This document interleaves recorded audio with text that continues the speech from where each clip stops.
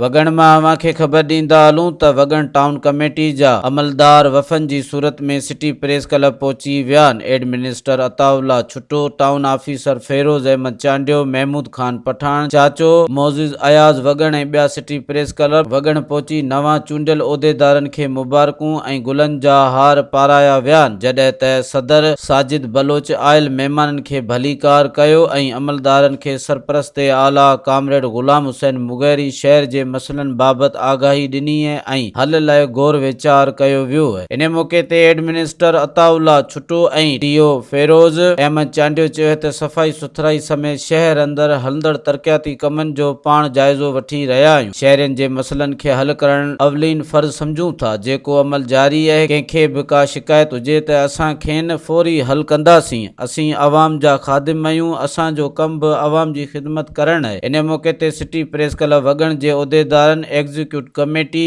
Chairman Mohammad Bakhsh Khaskheli, Nadir Ali Mugheri, general secretary Aziz Chandio, खजांची Fateh Mohammad, Ghulam Akbar Jatoi, Zameer Hussain Chandio, Jahangir Abbasi, Ali Gul Mugheri, Mehboob Ali Panwar, madam Asia Soomro ऐं ॿिनि खे गुलनि जा हार पाराया विया आहिनि। Soomro 3D wallpaper and PVC panel shop दे रहा है सबसे अच्छी सर्विस, बेहतरीन क्वालिटी के आला मयार वॉलपेपर और सीलिंग खूबसूरत डिजाइन और कलर्स में दस्तयाब है। हर किस्म के PVC वॉलपेपर्स और सीलिंग लगवाने के लिए हमसे राब्ता करें।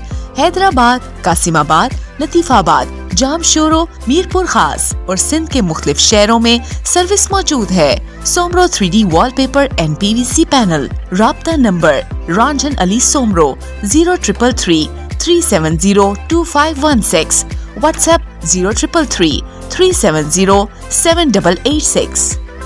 मज़ीद ख़बरनि ऐं तफ़सीलात लाइ विज़िट कयो असांजी वेबसाइट www.awamiNewsHD.com ऐं ॾिसंदा रहो अवामी न्यूज़ HD।